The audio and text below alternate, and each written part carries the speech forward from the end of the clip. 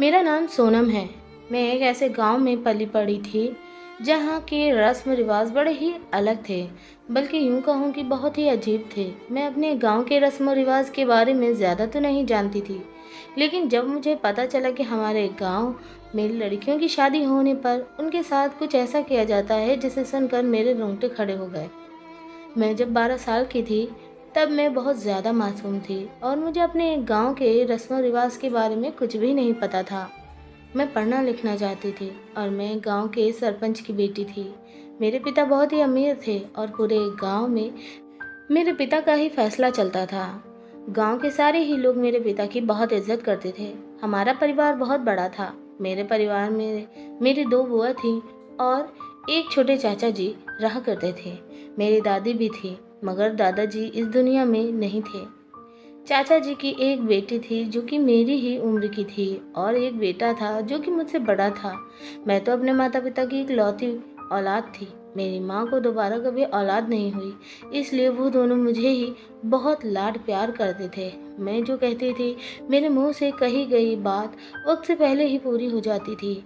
मुझे शहर जाने का बहुत शौक था और शहर जैसी ज़िंदगी गुजारने का बड़ा ही शौक था। मुझे पढ़ने लिखने का भी बहुत शौक था, इसलिए मैं बचपन से ही अपने पिताजी से कहती थी कि मुझे बाहर पढ़ने के लिए जाना है, जबकि मैं उनकी इकलौती बेटी थी। इसलिए वो मुझे खुद से दूर नहीं करना चाहते थे और हर बार मुझे टाल दिया करते थे कि तुम हमारी लाडली बेटी हो, क्या तुम्हें अच्छा लगेगा कि तुम अपने माता पिता से दूर रहो। मैंने अपने पेरेंट्स से कहा कि मैं पढ़ लिख कर डॉक्टर बनना चाहती हूँ और अपने गांव के लोगों का फ्री में इलाज करना चाहती हूँ। मुझे लोगों की सेवा करना बहुत अच्छा लगता है और पिताजी, आपने ही तो मुझे सिखाया है कि हमें हमेशा लोगों की सेवा करनी चाहिए, तो मैं लोगों की सेवा इस तरह से करना चाहती हूँ। मेरे पिताजी मेरी बात को सुनकर खामोश हो जाते थे, क्योंकि वो सिर्फ इस बात से मजबूर थे कि वो मुझे खुद से दूर नहीं भेज सकते थे। मैं समझाती थी कि ये सिर्फ कुछ सालों की ही तो बात है। जब मैं डॉक्टर बनकर घर वापस आऊंगी तो आपका सर गर्व से ऊंचा हो जाएगा। गांव वाले आपके साथ साथ आपकी बेटी की भी इज्जत करने लगेंगे। मेरे पापा मेरी मासूम बातों पर खिलखिलाकर हंस देते थे और कभी कभी मेरी इन बातों को इग्नोर कर दिया करते थे। अभी तो मैं गांव के ही स्कूल में पढ़ रही थी, मगर मैं शहर के प्राइवेट स्कूल में पढ़ना चाहती थी, क्योंकि हमारे गांव में सरकारी स्कूल ही थे। इसलिए मेरे पापा ने मुझे खुशी देने के लिए शहर में मेरे स्कूल में एडमिशन तो करवा दिया था, लेकिन वहाँ पर मुझे ड्राइवर छोड़ने जाता था और वही मुझे लेकर घर वापस आता था। फ्री टाइम पर मैं मोबाइल देखती रहती थी। जब मैंने मोबाइल में विदेश के कॉलेज और यूनिवर्सिटी देखी तो मेरा विदेश पढ़ने जाने को बहुत मन करता था। मैंने सोच लिया था कि मैं विदेश में ही पढ़ने के लिए जाऊंगी। मैं अपने पिताजी से बहुत जिद की। उन्होंने मुझसे कहा, बेटी, मैंने तुम्हारे कहने पर तुम्हारा एडमिशन शहर के स्कूल में करवा दिया। ऐसा कभी नहीं हो सकता। मैं नहीं जानती थी कि वो मेरे 1-2 बार के कहने पर भी नहीं मानेंगे, इसलिए मैंने घर में खाना पीना बंद कर दिया था, जिस पर मेरी माँ और पिताजी दोनों ही मजबूर हो गए थे और फिर मुझे विदेश भेजने के लिए राज़ी हो गए। मुझे विदेश पढ़ने भेजने के लिए तो कोई भी राज़ी नहीं था। मैंने बड़ी मुश्किल से सबको तैयार किया था। इस छोटी सी उम्र में भी मैं अपनी ज़िद को मनवा लिया करती थी, लेकिन अभी मेरे पिताजी का कहना था कि वो इस प्राइवेट स्कूल में 1 साल पूरा होने के बाद ही मुझे विदेश पढ़ने के लिए भेजेंगे। विदेश में मेरे पिताजी के दोस्त रहा करते थे। मेरे पिताजी ने उनसे बात कर ली थी।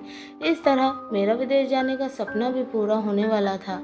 मैं वहाँ पर हॉस्टल में रहकर पढ़ना चाहती थी। हमारे घर में जोर शोर से मेरी बुआ जी की शादी की तैयारियां चल रही थी। मेरी बुआ जी का रिश्ता हमारे ही गांव में लगा था। हमारे गांव में मंगनी वगैरह की रस्म नहीं होती थी, बस रिश्ता फिक्स हो जाने के बाद ही शादी हो जाती थी। जिस दिन मेरी बुआ जी का रिश्ता लगा था, वो बहुत ज़्यादा उदास रहने लगी थी। वो क्यों उदास थे, इस बात की मुझे कुछ समझ नहीं आई थी। मेरे चाचा जी की बेटी और मैं, हम दोनों मिलकर पूरे घर में खेलते रहते।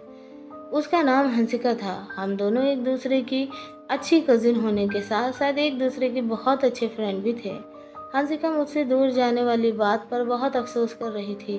वो मुझे यही एडवाइस देती थी कि तुम मुझे छोड़कर दूर पढ़ने के लिए मत जाओ, मगर मैं उसे कहती थी कि तुम भी मेरे साथ चलो, हम दोनों विदेश में पढ़ेंगे, मैं डॉक्टर बनूंगी और तुम पुलिस बन जाना।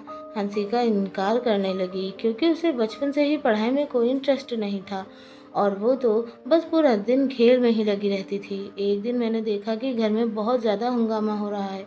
वो अजय किसी बात पर लड़ रही थी और किसी रिवाज की बात हो रही थी। हमारे तो समझ में ही नहीं आ रहा था कि आखिर क्या हुआ है, क्योंकि हंसिका और मुझे हम दोनों को ही डांट कर अपने कमरे में भेज दिया गया था और कहा गया था कि अपने कमरे से बाहर मत निकलना। हमारे घर में अब इस तरह से ही हर दूसरे तीसरे दिन हुआ करता था।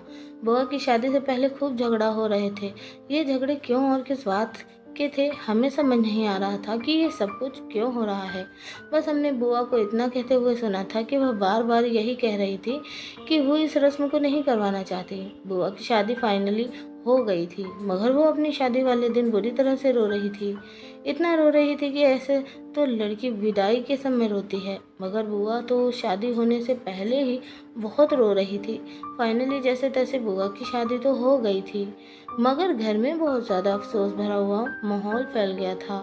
अब समय आ गया था मेरे विदेश जाने का। मेरे पापा ने मुझे अमेरिका के बड़े स्कूल में पढ़ने के लिए सारे इंतज़ाम कर लिए थे, क्योंकि मुझे इस सब से ही खुशी मिलती थी।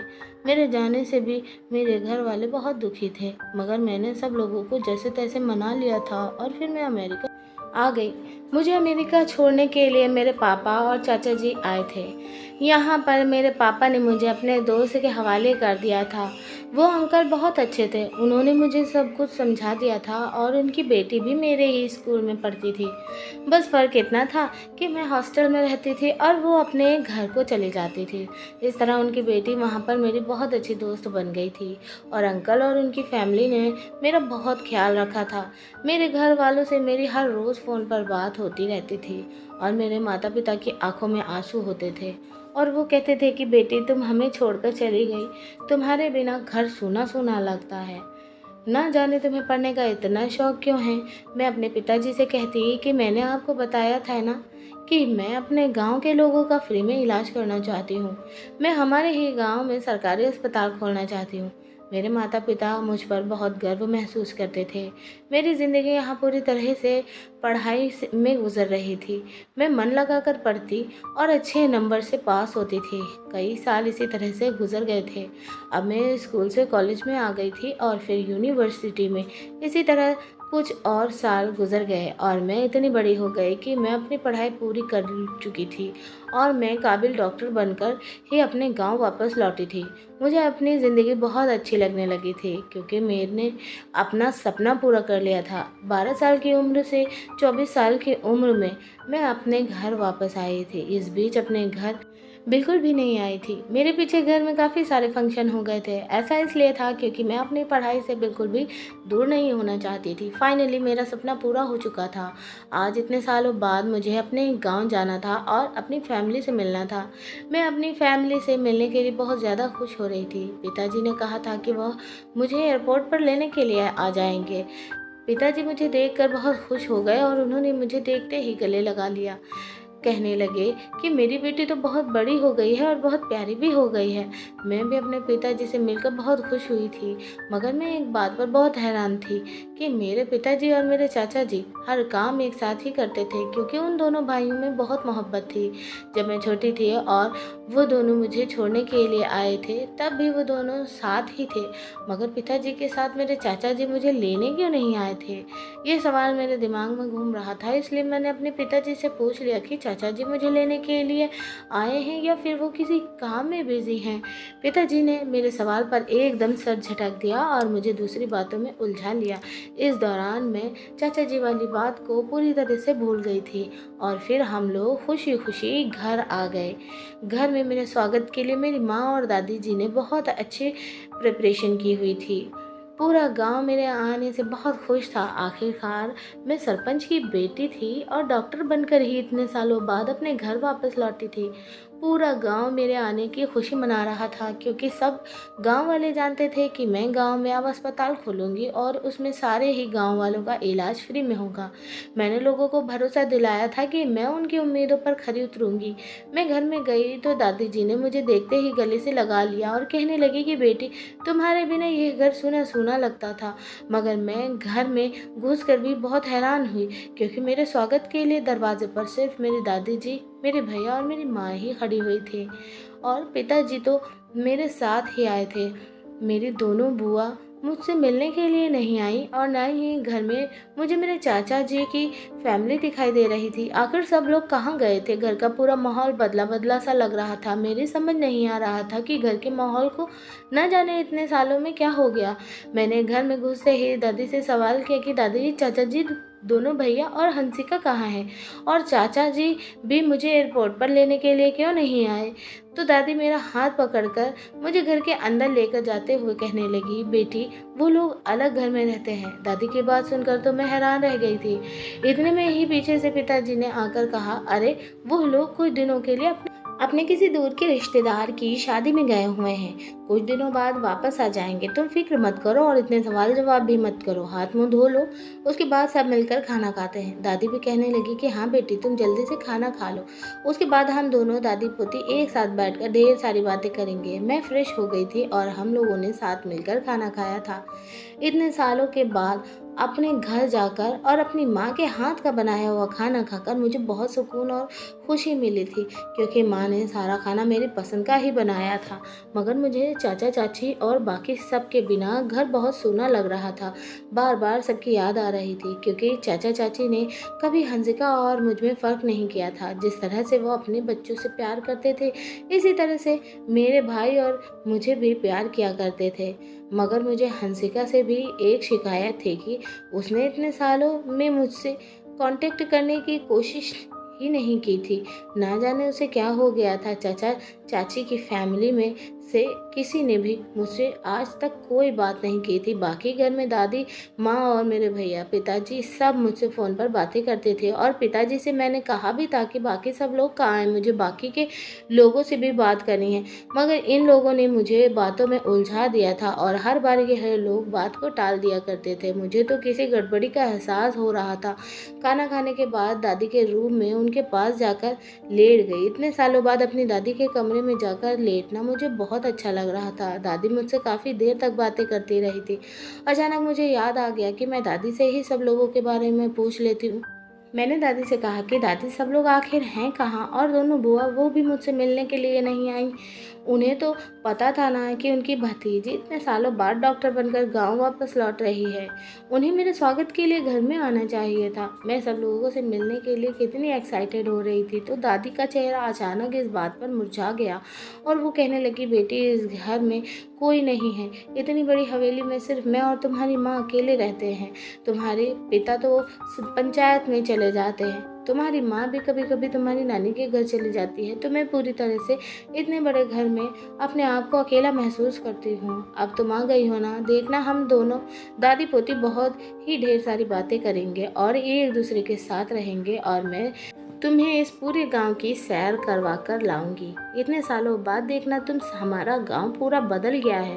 अब तुम गांव देखोगी तो बहुत खुश हो जाओगी। मैंने कहा, दादी, लेकिन बाकी सब लोग कैसे हैं और कहाँ हैं?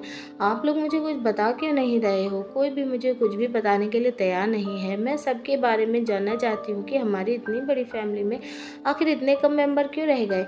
इतने बड़े घर में हमेशा कितनी रौनक लगी रहती थी। सब लोग एक साथ रहते थे, एक साथ खाना पीना करते थे, कितना अच्छा लगता था ना। लेकिन अब मैं यहाँ आई हूँ तो मुझे घर का पूरा माहौल ही बदला हुआ लग रहा है। और मेरी बहन, मेरी दोस्त हंसिका, वो कैसी है? इतने सालों में उसने मुझसे कोई कांटेक्ट करने की कोशिश नहीं की। मगर वो लोग आखिर हैं कहाँ पर? यहाँ पर क्यों नहीं है? मुझे दिखाई क्यों नहीं दे रहे? तो दादी कहने लगी, बेटी, वो सब लोग इस घर को छोड़कर चले गए हैं। मैंने हैरान होते हुए दादी से कहा, आखिर क्यों वो लोग यहाँ से चले गए? ये तो उनका अपना घर है। तो दादी कहने लगी कि तुम अब यहाँ आ गई हो ना, कुछ दिन यहाँ पर रहोगी तो तुम्हें सब कुछ समझ आ जाएगा। इसके अलावा मुझे दादी ने कुछ भी नहीं बताया था। अगले दिन हमारे घर गांव से शादी का एक इनविटेशन आया था। मैं शादी में जाना चाहती थी, क्योंकि मुझे शादी में गए हुए काफ़ी समय हो गया था और अपने गांव की शादी तो मैं पूरी तरह से भूल चुकी थी। इसलिए मैं शादी में जाने के लिए बहुत ज़्यादा एक्साइटेड हो रही थी। शादी अगले हफ्ते थी। मैंने अपनी माँ से शादी में जाने के लिए कहा कि मैं शादी में ज़रूर जाऊंगी। तो माँ ने कहा कि नहीं बेटी, तुम शादी में हमारे साथ मत चलना। मैंने कहा लेकिन क्यों? तो माँ कहने लगी कि बस ऐसे ही, हमारे गांव के रस्म रिवाज बहुत अलग हैं। मैंने कहा मेरी शादी थोड़ी हो रही है जो मुझे रस्म रिवाज करने पड़ेंगे। मैं तो शादी में सिर्फ शामिल होने के लिए जाना चाहती हूँ। मेरी माँ मेरे सवालों पर बस खामोश हो गई थी। उन्होंने कोई जवाब नहीं दिया था। फिर हमारे घर एक और इनविटेशन आया था जो कि गांव से नहीं बल्कि शहर से आया हुआ था, मेरी नानी के घर से। शहर में मेरी नानी का घर था और वहाँ मेरी नानी के सारे रिश्तेदार और मेरी माँ का वहाँ पर मायका भी था। और ये शादी मेरे मामा जी की बेटी की थी, मेरे कज़िन की शादी थी। माँ कहने लगी कि तुम वहाँ पर चलना, वहाँ सब लोगों को मिले हुए तुमसे काफ़ी समय हो गया। मैंने कहा माँ लेकिन मैं दोनों शादियों में जाना चाहती हूँ, गांव भी और शहर भी, आप मुझे नहीं रोक सकोगी। मैं ये कहकर अपने कमरे में आ गई थी। रोक टोक करने की आदत तो मेरी माँ के अंदर शुरू से ही थी, यह बात मैं अच्छी तरह से जानती थी। लेकिन मुझे बार बार अपनी बिछड़ी हुई फैमिली की याद आ रही थी। मुझे इस घर में उनके बारे में कोई कुछ नहीं बता रहा था। इसलिए मैंने सोच लिया था कि मैं खुद ही इस बारे में जानकारी निकालूंगी। मेरे घर में एक नौकरानी थी जो कि यहाँ पर काफ़ी पुराने समय से काम कर रही थी। मैंने उनसे बात करने की कोशिश की और उनसे पूछा कि आखिर घर के बाकी सारे लोग कहाँ गए। वो मेरी बात सुनकर घबरा गई थी और मुझे कुछ भी बताने के लिए तैयार नहीं हो रही थी। मगर मैंने उन्हें थोड़े से पैसों का लालच दिया तो फिर वो मुझे कुछ बताने पर राज़ी हुई थी। उन्होंने कहा देखो बिटिया रानी, सरपंच जी को अगर इस बारे में पता चल गया तो वो हमें काम से निकाल देंगे। मैंने उनसे कहा आंटी किसी को कुछ भी नहीं पता चलेगा, मैं आपसे वादा करती हूँ, मेरे होते हुए आपसे कोई कुछ नहीं कह सकता। बस आप मुझे यह बता दो कि मेरे पीछे इस घर में क्या होता रहा। सरला आंटी ने बताया कि बेटी दरअसल तुम्हारे जाने के कुछ सालों के बाद इस घर में बहुत ज़्यादा हंगामे हो रहे थे। तुम्हारे पिता की दोनों बहनें तुम्हारे पिता से कोई संबंध नहीं रखती और न ही उनके भाई जो कि तुम्हारे चाचा जी थे। मैं इस बारे में नहीं जानती कि लड़ाई किस बात पर हुई थी। बस एक दिन बहुत ज़्यादा लड़ाई हुई थी और तुम्हारे चाचा जी अपने परिवार को यहाँ से लेकर चले गए। तुम्हारे चाचा जी किसी बात पर बहस कर रहे थे क्योंकि जब तुम्हारी छोटी बुआ की शादी हुई तब भी तुम्हारे चाचा जी अपनी कोई बात मनवाना चाहते थे और तुम्हारे पिताजी इस बात को मानने के लिए तैयार नहीं हो रहे थे क्योंकि इस घर में जितने भी फैसले होते हैं उसमें सिर्फ बड़े मौजूद होते हैं और घर के कुछ बड़े मेंबर होते हैं। हम नौकरानियों को भी मौके से हटा दिया जाता है। इसलिए मैं तो सिर्फ तुम्हें इतना ही बता सकती हूँ, इसके अलावा मैं कुछ नहीं जानती। जिस दिन के बाद से तुम्हारे पिताजी के छोटे भाई और उनका परिवार इस घर से गया है तब से ही उन्होंने कभी पलटकर इस घर में दोबारा कदम नहीं रखा और न ही तुम्हारी दोनों बुआ शादी हो जाने के बाद वो दोनों भी इस घर में कभी नहीं आई। मैंने सरला आंटी से पूछा कि आपको पता है कि चाचा जी की फैमिली कहाँ पर है, वो लोग कहाँ रह रहे हैं? हमारा गांव तो बहुत बड़ा है, उनका कोई एड्रेस है आपके पास या आपको पता है कि वो हमारे गांव की कौन सी जगह पर रह रहे हैं ताकि मैं उनको तलाश कर सकूं? सरला आंटी बोली कि मैं उनके बारे में ज़्यादा कुछ तो नहीं जानती, मगर हाँ गांव के लोगों के मुंह से इतना ज़रूर सुना है कि सरपंच जी का छोटा भाई और उनके दोनों बहनें ही शादी होने के बाद यहाँ पर नहीं रहती बल्कि इस गांव में ही नहीं रहती। वो लोग इस गांव को छोड़कर चले गए। मैंने सरला आंटी से कहा कि आखिर पापा ने उन लोगों से ऐसा क्या कह दिया जो वो लोग इस गांव को ही छोड़कर चले गए। सरला आंटी कहने लगी कि हाँ बिटिया, तुम्हारी दोनों बुआ तो अपने अपने पतियों को भी लेकर चली गईं। सुना है कि उनके बाकी ससुराल वाले हमारे गांव में ही रहते हैं और वो दोनों अपने पतियों के साथ कहीं और शिफ्ट हो गईं। ये सब मेरे तो समझ नहीं आया था कि आखिर उन लोगों की लड़ाई मेरे घर वालों से थी या कि फिर पूरे ही गांव से थी जो वो गांव छोड़कर ही चले गए थे। मुझे तो कुछ भी समझ नहीं आ रहा था। मुझे लगा कि ज़रूर कोई बड़ी परेशानी है। मैं इस बारे में जान कर ही रहूँगी और अपने पूरे परिवार को इस घर में लाकर ही रहूँगी। इतने सालों तक मैंने देखा था कि मेरे चाचा जी और मेरे पिताजी एक दूसरे के साथ दोनों भाई बहुत मोहब्बत के साथ रहते थे। ना जाने मेरे पीछे ऐसा क्या हुआ कि वह दोनों एक दूसरे के दुश्मन बन गए और इस घर से चाचा जी को अपने परिवार के साथ चले जाना पड़ा, जबकि मेरी बुआ जी को क्या हो गया था, जो दोनों ही अपने पतियों के साथ इस गांव से रवाना हो गई। यह सब सोच सोच कर मेरा दिमाग ख़राब हो रहा था, लेकिन फिर भी मैं अब जान चुकी थी कि इनमें से कोई भी मुझे कुछ बताने के लिए तैयार नहीं है। दादी का तो हर बार यही कहना होता था कि अब तुम आ गई हो और तुम्हारी शादी की उम्र है तो तुम्हें सब कुछ पता चल जाएगा। आखिर इस सब से मेरी शादी का क्या मतलब था? हमारे गांव की शादी का दिन था। मैं इस गांव की शादी में जाने के लिए तैयार हो रही थी। तैयार होने के बाद जैसे ही मैं नीचे गई तो मेरे पिताजी की नज़र मुझ पर पड़ी, तो उन्होंने देखते ही कहा कि मेरी बेटी तो बहुत खूबसूरत लग रही है, बिल्कुल चांद का टुकड़ा लग रही है। लेकिन मेरी बेटी इतना सज धज कर आखिर कहाँ जा रही है? मैंने पिताजी से कहा, आज आप लोग गांव की शादी में जा रहे हो ना, तो मैं भी आप लोगों के साथ गांव की शादी में जा रही हूँ। मेरी बात सुनकर अचानक मेरे पिताजी के चेहरे पर हवाइयाँ उड़ने लगी और तभी मेरी माँ पिताजी को आवाज़ लगाते हुए उनके सामने आई, तो उन्होंने भी मुझे तैयार हुआ देखा। उनके भी होश उड़ गए थे और वो फटी फटी नज़रों से मुझे देख रही थी। पिताजी ने अचानक गहरी नज़र माँ पर डाली तो माँ सहम गई थी। उन्होंने कहा, हम लोग कहीं शादी में नहीं जा रहे हैं। यह कहकर पिताजी पलटकर अपने कमरे में चले गए थे। ना जाने उन्हें क्या हो गया था। मैंने माँ से कहा कि माँ, पिताजी को क्या हो गया है? हम लोग तो शादी में जा रहे थे ना, तो अब वो जाने से इनकार क्यों कर रहे हैं? माँ ने कहा, आखिर तुमसे किसने कहा कि हम शादी में जाएंगे? मैंने कहा, माँ मैंने तो आपसे उस दिन कहा था ना कि मैं आपके साथ शादी में जाऊंगी, इसलिए मैं तैयार भी हो गई हूँ। माँ कहने लगी, मैंने तुमसे कहा था ना कि तुम गांव की शादी में नहीं जा सकती, तुम हमारे साथ हम अपनी नानी के घर शादी में चलना। मैंने कहा, माँ अगर आप लोग मुझे शादी में नहीं लेकर जाना चाहते हो तो मैं खुद शादी में चली जाऊंगी। मुझे लगता है कि आप लोग मुझे कुछ छुपा रहे हो। आखिर ऐसा भी क्या है? और मुझे बाकी लोगों के बारे में भी नहीं बताया जा रहा कि हमारे परिवार के बाकी सारे लोग कहाँ हैं। मुझे कोई कुछ बताने के लिए तैयार ही नहीं है। मैं कुछ सालों के लिए इस घर से क्या चली गई, सब लोगों ने मुझे पराया कर दिया। आखिर आप सब लोगों को क्या हो गया है? माँ कहने लगी, धीरे आवाज़ में बात करो, अगर तुम्हारे पिताजी को पता चल गया तो वो मुझ पर बहुत गुस्सा करेंगे। मैंने कहा, माँ अब पिताजी गुस्सा करें या फिर चाहे जो भी हो, मैं अकेली ही शादी में जा रही हूँ। आखिर मेरी शादी में चले जाने से क्या हो जाएगा? माँ कहने लगी, अच्छा चलो शांत हो जाओ, तुम्हारे पिताजी से जाकर बात करती हूँ। माता पिताजी को मनाने के लिए चली गई थी, मगर मैं भी आज ठान ली थी कि मैं भी शादी में जाकर ही रहूँगी और देखूँगी कि आखिर यह दोनों मुझे शादी में जाने से रोक क्यों रहे हैं। थोड़ी देर के बाद पिताजी आए और उन्होंने शादी में चलने के लिए कहा। मैं भी खुशी खुशी पिताजी के साथ गाड़ी में बैठ गई थी और मेरे साथ माँ भी थी। दादी तो हम लोगों के साथ नहीं गई थी क्योंकि वो बीमार थी, इसलिए ज़्यादातर घर में ही रहा करती थी। हम लोग शादी में गए तो वहाँ पर खाना खाने के बाद दुल्हन को तैयार करने की रस्म शुरू होने लगी।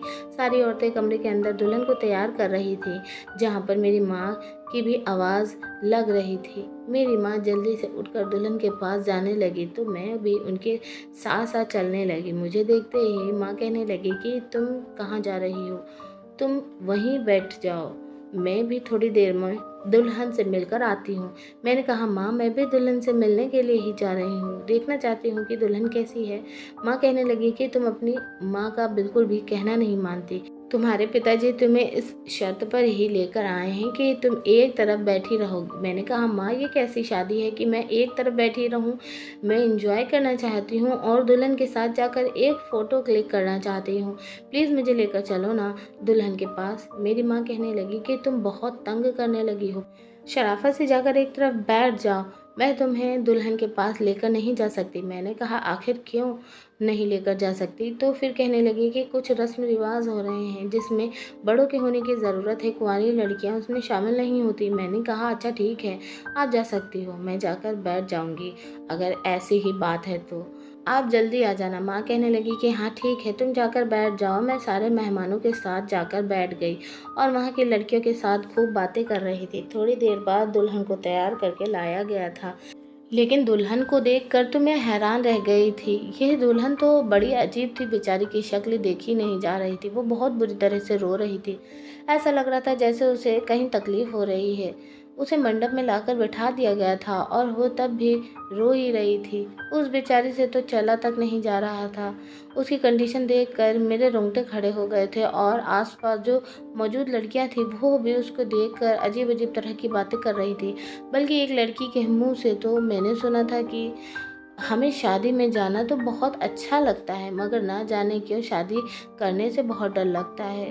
समझ नहीं आता कि दुल्हन के साथ ऐसा क्यों किया जाता है। मैंने जैसे ही उनके मुंह से ऐसे शब्द सुने तो मैं चौंक कर रह गई थी। मैंने जैसे ही पलट कर देखा तो वह लड़कियां खामोश हो गई थी, क्योंकि वहाँ पर सब लोग जानते थे कि मैं सरपंच जी की बेटी हूँ। मुझे बहुत ज़्यादा इज्जत दी जा रही थी, मगर बेचारी दुल्हन को देखकर मुझे बहुत गड़बड़ी का एहसास हो रहा था। रात को दादी ने जब मुझे जागते हुए देखा तो कहने लगी कि क्या हुआ, तुम सोई क्यों नहीं हो अभी तक। तो मैंने दादी को अपनी बेचैनी की वजह बताई और कहा कि दादी, आखिर हमारे गांव में क्या हो रहा है, प्लीज़ मुझे सब कुछ बता दो। तो दादी का चेहरा अचानक अफसोस भरा हो गया। वो कहने लगी, बेटी मैं तुम्हें सब कुछ नहीं बता सकती, बस इतना ज़रूर बता सकती हूँ कि जब तुम्हारी शादी का समय आएगा तो तुम्हें सब कुछ पता चल जाएगा और ये भी पता चल जाएगा कि आखिर तुम्हारे बाकी के सारे अपने इस घर से क्यों चले गए। मैंने दादी से कहा कि दादी, मैं अभी शादी नहीं करना चाहती। आप तो जानती हो कि मेरी शादी में अभी बहुत समय लगेगा। मैं इतना पढ़ कर आई हूँ तो मुझे अस्पताल भी तो बनाना है और सारी सच्चाई जानने के लिए मैं इतने सालों तक नहीं रह सकती। दादी मुझे कुछ भी बताने के लिए तैयार नहीं हो रही थी, मगर मैंने दादी का हाथ अपने सर पर रख दिया और कहा कि दादी, आपको मेरी कसम, आपको मुझे सब कुछ बताना ही पड़ेगा। दादी की आंखों में आंसू आ गए थे। दरअसल हमारे गांव में एक ऐसी रस्म है जो लड़कियों के साथ शादी से पहले की जाती है और ये रस्म अगरबत्ती जलाकर की जाती है। मैं हैरान रह गई थी कि मैंने कहा, ये कौन सी रस्म है दादी? तो वो कहने लगी कि यह रस्म दुल्हन को उसकी शादी वाले दिन तैयार करते समय की जाती है। गांव की सारी बड़ी बूढ़ी औरतें उसके पास होती हैं और उसकी कमर को अगरबत्ती से जलाया जाता है ताकि ये अगरबत्ती के निशान उसकी कमर पर रह जाएं, क्योंकि ये निशान उसके कुंवारेपन के होते हैं। हमारे पुरखों के समय से यह रस्म चली आ रही है और तुम्हारी बुआ जब उन दोनों बहनों की शादी हुई तो वो भी इस रस्म के बारे में अच्छी तरह से जानती थी। उन्होंने अपने भाई से रस्म का विरोध भी किया, क्योंकि तुम्हारे दादाजी के बाद इस गांव का सरपंच जो तुम्हारा पिता है, इस गांव में उसकी ही ज़्यादा चलती है। लेकिन तुम्हारे पिता ने इस रस्म को बदलने के लिए साफ इनकार कर दिया। अब बात उसके बहनों पर आ गई थी, मगर उसने मान मर्यादा और अपने पुरखों के पुराने रस्मों को बदलने से साफ इनकार कर दिया था। उसका कहना था कि यह तो मेरी बहनों की बात है, अगर बात मेरी अपनी बेटी पर भी आ जाए तो भी मैं कभी इस रस्म को नहीं बदलूंगा। तुम्हारे चाचा जी भी इस रस्म के खिलाफ थे और ये भी चाहते थे कि उनकी बहनों को ये तकलीफ शादी वाले दिन ना दी जाए, इसलिए उसने तुम्हारी बुआ की शादी पर बहुत हंगामा किया था। तुम्हारी बुआ शादी वाले दिन तो यहाँ से चली गई थी, मगर उसने हमसे सारे संबंध खत्म कर दिए। फिर तुम्हारे चाचा जी को फिक्र सताने लगी अपनी बेटी की। आगे चलकर उनकी बेटी भी जवान होगी तो फिर उसके साथ भी ऐसी ही रस्म की जाएगी और ये अपनी बेटी को इस तकलीफ में नहीं देख सकता था। उसने अपने बड़े भाई के सामने इस रस्म को ख़त्म करने के लिए बहुत विरोध किया, मगर तुम्हारा पिता नहीं माना, इसलिए वो अपने पूरे परिवार को लेकर इस घर से इस गांव को ही छोड़कर चला गया। लेकिन तुम्हारे पिता के दिल में थोड़ा भी एहसास ना रहा कि इस रस्म की वजह से सब लोग उससे अलग हो रहे हैं। तुम तो जानती हो कि तुम्हारा पिता कितना घमंडी इंसान है। वो कभी भी अपने आप को दूसरों के सामने नीचा साबित नहीं करना चाहता और गांव के सारे ही लोग उसके फैसले का मान रखते हैं। बस यही वजह है कि तुम्हारे सारे अपने इस गाँव को छोड़कर जा चुके हैं, क्योंकि इस गाँव में जिस भी लड़की की शादी की जाती है उसके साथ ये रस्म ज़रूर की जाती है ताकि उसका कुंवारापन सामने ला सके। ये कहकर दादी ज़ोर ज़ोर से रोने लगी कि मुझसे मेरे सारे बच्चे अलग हो गए सिर्फ इस रस्म की वजह से, और गांव की ना जाने कितनी ऐसी लड़कियां हैं जो बेचारे इस रस्म की वजह से शादी करने से डरती हैं, क्योंकि जब उनके शरीर को जलाया जाता है तो वो बेचारी तड़प कर रोती हैं। शादी वाले दिन जिस लड़की को खुश होना चाहिए वो इस रस्म के बाद बुरी तरह से रोती है और उदास हो जाती है, और ये जले हुए जख्म ना जाने कितने दिनों में जाकर भरते हैं। दादी की बातें सुनकर तो मेरे होश उड़ गए थे कि आजकल के ज़माने में भी इस गाँव में इतने घटिया रिवाज हैं। मैंने दादी को तसल्ली दी और उनसे कहा कि दादी, आपको रोने की कोई ज़रूरत नहीं है, मैं पिताजी से बात करूंगी और सब कुछ ठीक कर दूंगी। आप मुझे नहीं जानती कि मैंने अपने पिताजी के सामने कैसी-कैसी ज़िद रखी है और उन्होंने हर बार मेरी ज़िद के आगे हार मान ली है। मैं अपने पूरे परिवार को एक करके ही रहूँगी और इस गाँव में इस प्रथा को ख़त्म करवा कर ही रहूँगी। इसलिए मैंने अगला कदम बढ़ा लिया था, क्योंकि मैं इस गाँव से इस प्रथा को ख़त्म करना चाहती थी। अगले दिन मैंने पिताजी को बताया कि आपकी बेटी इस घर को छोड़कर जा रही है और हमेशा-हमेशा के लिए जा रही है, क्योंकि मुझे सारी सच्चाई के बारे में पता चल गया था कि हमारे गाँव की रस्मों की वजह से कितने घर खराब हो चुके हैं और कितनी लड़कियां डर की वजह से शादी नहीं कर रही। पिताजी कहने लगे, अच्छा तो तुम भी अब बाकी लोगों की तरह ही मेरे साथ इस रस्म को ख़त्म करने के लिए मेरे सामने आकर खड़ी हो गई हो। मैंने कहा, जी पिताजी, क्या वो बेटियां आपकी बेटियां नहीं हैं जिनके साथ इतना गलत किया जाता है? शादी वाले दिन और तो और अपने भाई बहनों तक के बारे में नहीं सोचा। आपको अपनी बहनों की तकलीफ़ का अंदाज़ा होना चाहिए था। पिताजी, ये नया ज़माना है। अगर ये रस्म आपके पुरखों के समय से चली आ रही है तो वो पुराना ज़माना था। अब ज़माना मॉडर्न हो गया है। अब तो गांव के लोग भी समझदार हो गए हैं और उन लोगों ने भी पुराने रीति रिवाज ख़त्म कर दिए। इसलिए समय के साथ साथ आपको भी बदलना होगा। पिताजी कहने लगे कि चाहे कुछ भी हो जाए, तुम इस घर से जाना चाहती हो तो चली जाओ, मगर मैं इस प्रथा को ख़त्म नहीं कर सकता। मैंने कहा, तो ठीक है, मैं इस घर को छोड़कर जा रही हूँ, लेकिन इससे पहले मैं आपकी आंखों के सामने आपको ही दिखाना चाहती हूँ कि जब अगरबत्ती से जलाया जाता है तो कितनी तकलीफ़ होती है। मैंने अगरबत्ती ली और उसे जलाना शुरू कर दिया। हम दोनों के बीच मेरी माँ भी आकर खड़ी हो गई थी और वो भी फटी-फटी आँखों से मुझे देख रही थी और रोकने की कोशिश कर रही थी, मगर मैंने उनको सावधान कर दिया था और वो वहीं पर रुक गई थी। पिताजी सब कुछ खड़े हुए देख रहे थे। वो मुझे कमज़ोर समझ रहे थे, मगर मैं विदेश में रहकर पढ़ लिख कर बहुत ज़्यादा मजबूत बन गई थी। मैंने अगरबत्ती जलाने के बाद उसको अपने हाथ पर लगाना शुरू कर दिया, जिसको देखकर मेरी माँ तड़प गई और कहने लगी, बेटी तुम ये सब क्या कर रही हो? ये सब बंद कर दो। वो रो रही थी। मैंने कहा, माँ, आज पिताजी की बेटी उनके सामने खुद को तकलीफ दे रही है, क्योंकि उनके घटिया रस्म की वजह से ना जाने कितनी लड़कियां इस प्रथा का शिकार हुई हैं।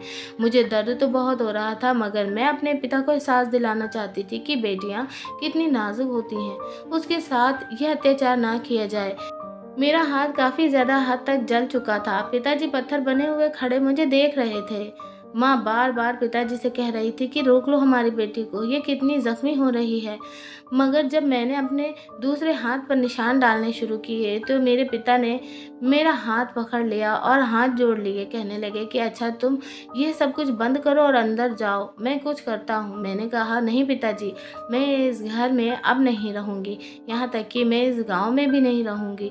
जब तक इस गांव के लोग अपनी सोच नहीं बदल देते तब तक मैं यहाँ नहीं रह सकती। मेरे पिताजी ने मुझे समझा बुझाकर माँ के साथ अपने कमरे में भेज दिया था और डॉक्टर को बुलवाया था। डॉक्टर ने मुझे दवाई दी थी। मैं बिस्तर पर लेटी हुई आराम कर रही थी कि पिताजी ने गांव के बहुत सारे लोगों को इकट्ठा किया हुआ था और वो उनसे कह रहे थे कि मुझे आप लोगों से एक ज़रूरी बात करनी है। दरअसल मैं अगरबत्ती की रस्म को हमारे गाँव से ख़त्म करना चाहता हूँ। मैं जानता हूँ कि यह रस्म पुराने ज़माने से चलती आ रही है और इस प्रथा को हमारे पुरखों ने बनाया था, मगर इस रस्म की वजह से हमारी बेटियों पर एक तरह से अत्याचार हो रहा है। मैं इस प्रथा को खुद खत्म करना चाहता हूँ। मैं इस प्रथा को खुद खत्म कर रहा हूँ, क्योंकि इस प्रथा की वजह से मेरा अपना घर भी बिखर कर रह गया। मेरे भाई बहन मुझसे अलग हो गए। अगर आप इस फैसले पर राज़ी हो तो ठीक है, लेकिन मेरे ख़ानदान में ऐसी कोई रस्म नहीं की जाएगी। अगर आप लोग चाहते हो कि इस प्रथा को मेरे साथ मिलकर पूरी तरह से ख़त्म कर सकते हो, क्योंकि बात अब मेरे परिवार से मेरी बेटी तक आ गई है। वो इस प्रथा को ख़त्म करने की ज़िद कर रही है। उसने अपने हाथ तक जला लिए और वो इस गांव को छोड़कर जाना चाहती है। तभी उन आदमियों में से एक आदमी कहने लगा, जो इस गांव का ज़मींदार था, कि सरपंच जी, हमें आपके फैसले पर बहुत खुशी हुई। हम भी चाहते हैं कि यह प्रथा हमारे गांव से ख़त्म हो जानी चाहिए, मगर आपके सामने कौन बोल सकता था, इसलिए हमने कभी इस बारे में आपसे बात नहीं की थी। ये तो बहुत खुशी की बात है कि अब हमारी बेटियां बिना डरे ही शादी कर सकेंगी। वहाँ के सारे ही लोग खुशी खुशी चले गए थे। मुझे खुशी हुई थी कि पिताजी ने मेरी बात का मान रखा था। अब बारी थी मेरे सारे रिश्तेदारों को बुलाने की, इसलिए मैंने पिताजी से कहा कि अब मैं चाहती हूँ कि हमारा परिवार पहले की तरह साथ रहे, इसलिए आपको सब लोगों को मना कर यहाँ पर बुलाकर लाना होगा। मेरे पिताजी तो बहुत घमंडी थे, किसी के आगे झुकते नहीं थे, मगर मैंने उनके हाथ से फ़ोन लेकर सबको फ़ोन किया, सबसे माफ़ी मांगी और पिताजी को ज़बरदस्ती उन सबके घर ले गई और सबको ज़बरदस्ती बुलाकर अपने घर लेकर आई।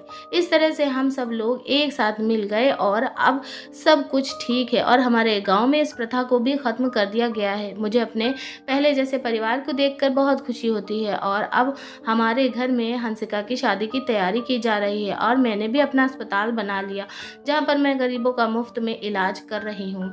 अब हमारे गाँव में खुशहाली फैली हुई है। मैं आप लोगों से कहना चाहती हूँ कि अब ज़माना काफ़ी बदल गया है। अगर आप लोग भी अपने गाँव या फिर अपने आसपास के गाँव में ऐसी कोई रस्म रिवाज को करते हुए देखते हो तो प्लीज़ उन पर रोक लगाएं। इससे बेटियों के साथ अत्याचार हो रहा है, क्योंकि ऐसी रस्म रिवाज करने से कुछ भी हासिल नहीं होता।